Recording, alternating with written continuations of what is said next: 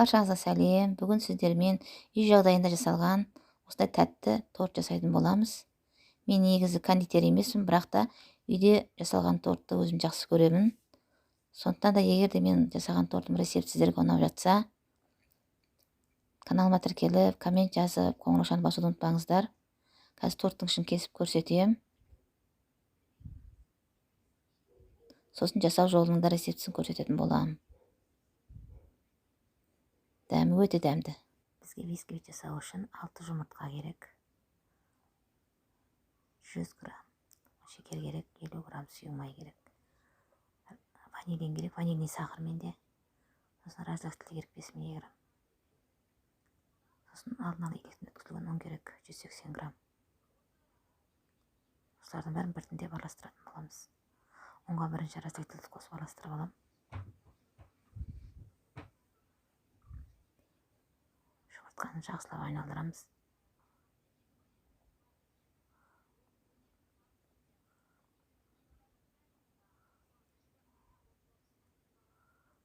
Шекерімізді жайлап біртіндеп қосамыз.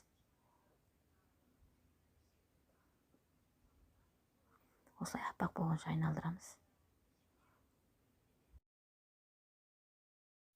Осылай аппақ болған жұмыртқалы массамызға ванильный сахарымызды қосып араластырамыз.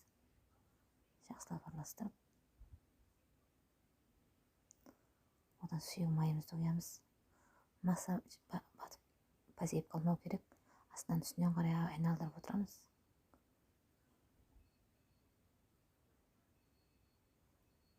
Ұнды да осылай жайлап салып, астынан үстіне қарай араластырып, жұмыртқалы массамыз отырып қалмау керек.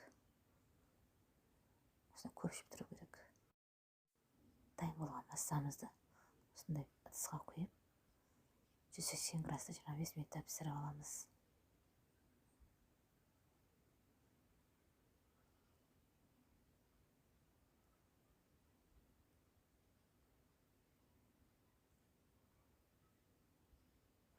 Пешке салған кезде бетін қайта-қайта ашып көруге болмайды. Бетін ашса, ол төмен қарай түсіп кетуі мүмкін, сондықтан да уақытысына қарай біткен кезде аламыз. Міне бисквитіміз пісті. Бисквитіміз суығанша енді кремді жасаймыз. Кремге маған творожный сыр керек. Менде 4 творожный қоғланттың сыры, өйткені грамм аздау болғаннан кейін 4-еуінде салам. Ванильный сахар керек.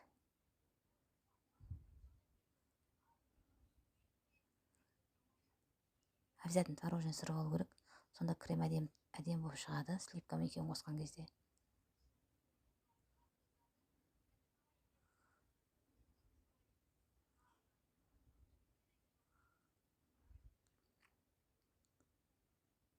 Бәрі тоңашықта тұру керек. Творожный сырда, сливкиде. Салқын болса ғана крем әдемі шығады.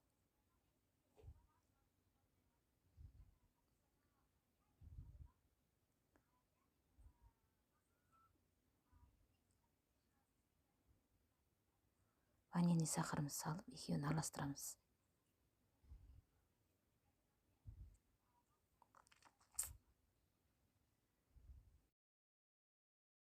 Творожный сыр мен қантымызды миксердің көмегімен жақсылап араластырып айналдырып аламыз. Біркелкі масса болғанша.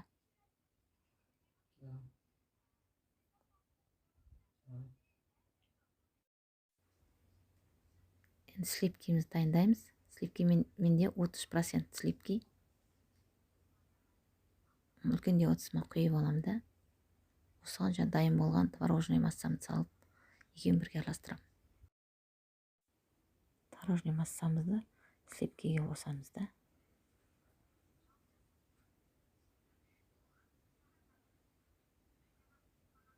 Миксермен жақсылап араластырамыз.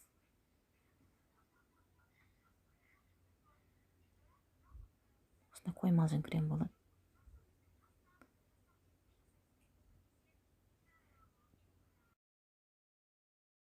Дайын болған креміміздің бетін жауып, холодильникке сағат салып қоямыз.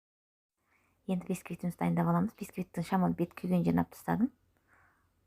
Енді 3 бөлікке бөліп аламын. Бірінші бөлігін кесіп аламын.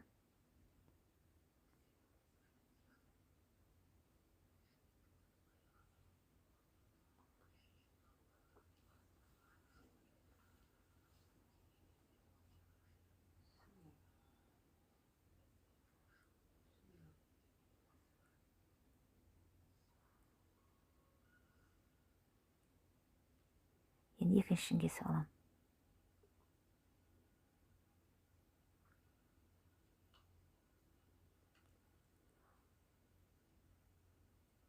Екіншісін кесіп алғаннан кейін пропитка істейміз. Пропитка менде Нестиктің какаосы мен қайнаған суды, шекерді қосып пропитка жасайтын боламыз.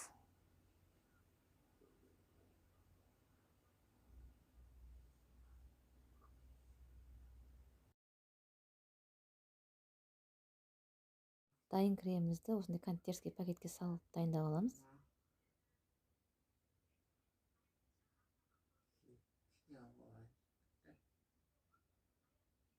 Пропиткамды какао мен ыстық суды құйып дайындадым. Енді соны бисквитке құйып пропитка жасаймыз.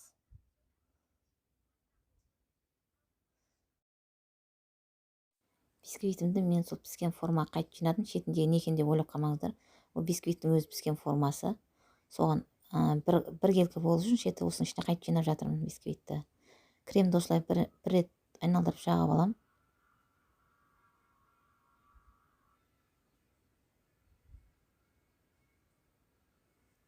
Бұл тұшқа болады, сондықтан екінші қайтара жағам.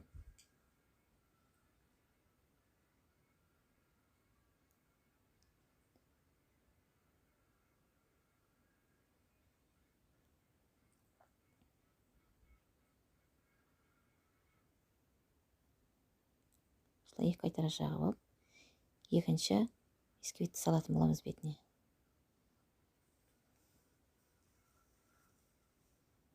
Крем көп болған әдемі болады. Екінші бисквитімізді салып, оны да пропитка жасайтын боламыз.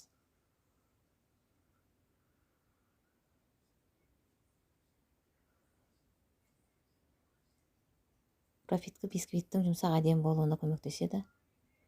Бұған да кремін жағам содан кейін.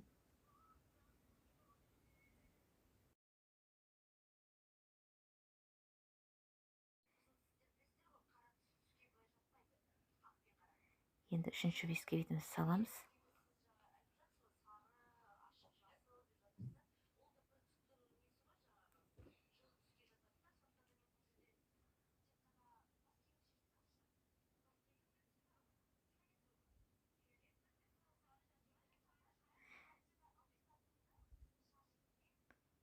Бұған да пропитка жасаймыз.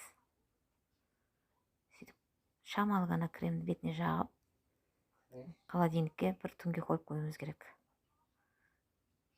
Бисквитке кремдер жақсы сіңіп, бір-бірінің арасына бірігу үшін. Сыртын ертесіне қаптайтын боламыз.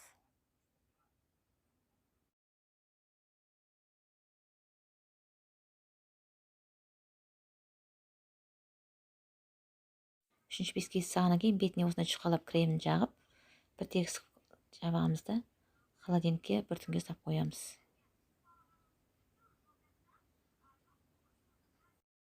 Бір түн өткеннен кейін бисквитімізді аламыз формадан.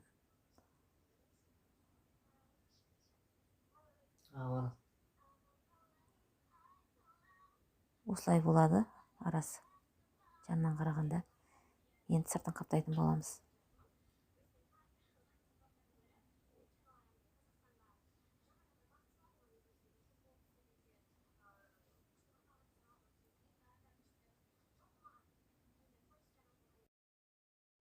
Кондитерский пакеттің көмегімен сыртын осылай жағып алғаннан кейін бір тегіс қып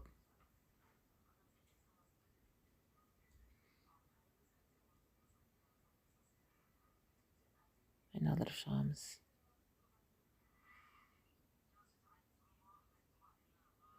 Ганаж жасау үшін менде рахаттың шоколады. Енді осыны су ваннасында маймен қосып, ганаж жасаймыз ертіп. Осындай ыдысқа салып, маймен. Ганажымыз дайын болды. Енді кондитерский пакетке құйып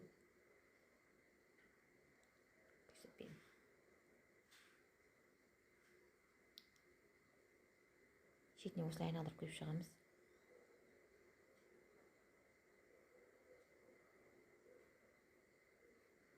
Қалған ортасына бәрін құйып бірге қылып жағатын боламыз. Қалған ганажымызды ортасына осылай құйып алғаннан кейін бірге қылып жағамыз да бетіне қалған шоколадтарын осылай сындырып қойып, ақ кремнен осындай кішкене гүл жасаса да болады. негізі гүл салмаса да болады, шоколадының өзі әдемі көрінеді. Міне тортымыз дайын. Достар, егерде менің торт жасаудағы рецептім ұнап жатса, каналыма тіркеліп, коммент жазып, қоңыраушаны басуды ұмытпаңыздар.